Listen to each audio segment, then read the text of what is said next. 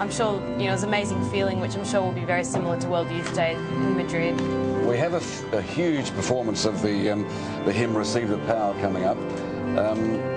The Pope is scheduled to leave and probably will. The Vatican will probably move that. We noticed last night and other times he's hung around. Excuse me, he's hung around for that. But it's a huge performance. But he's also had a huge day.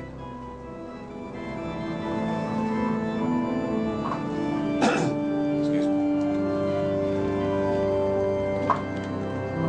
We have Receive the Power with Emilia Ferrugia, with German Silver, with Robert Galea, Guy Sebastian, who co-wrote the song, and Paulie, and the World Youth Orchestra. Big finale coming up here. And as we've said, those prayers of the nuns have helped us, haven't they? To the last moment. The two orders, as we keep saying all week, have been praying for good weather. Well, have given us that good weather to the last moment. And this storm that's been threatening, for those around the rest of the country, we can just tell you we think we'll get past this. Certainly we'll farewell the Holy Father before the storm. But looking out at the crowd, the flags are going sideways at the moment, and it's a good time if you're going to leave the altar. It's a good time to leave now. I suspect the Holy Father's reluctant. He's clearly enjoyed himself. Oh, you can see that earlier on when he actually even started to break out laughing. He had to control himself, obviously for the occasion. But he'd love certainly to be with us for a long time. And Mary, to you. Your comments on a week with the Pope?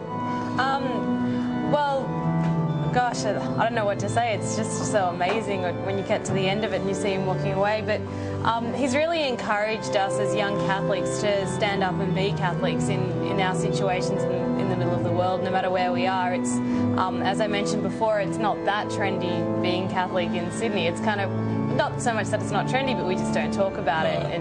And he's really... We get used to the Hare Krishna devotees, or we get used to the Hillsong devotees, you know, being up front, and yet Catholics really haven't been. Well, not at all. Until this week. Yeah, well, that's right, and it's not well received when they do, in university or in school life.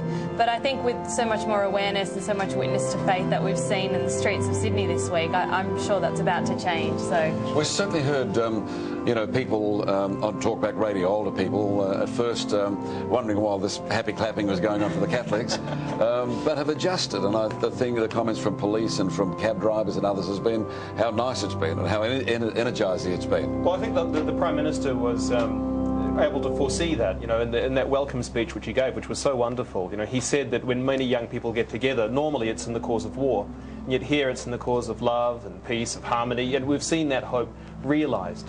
And that's the great thing, you know, that certainly when we talk about the faith, it's this is what we mean in many ways. You know, this is what the joy that the faith produces.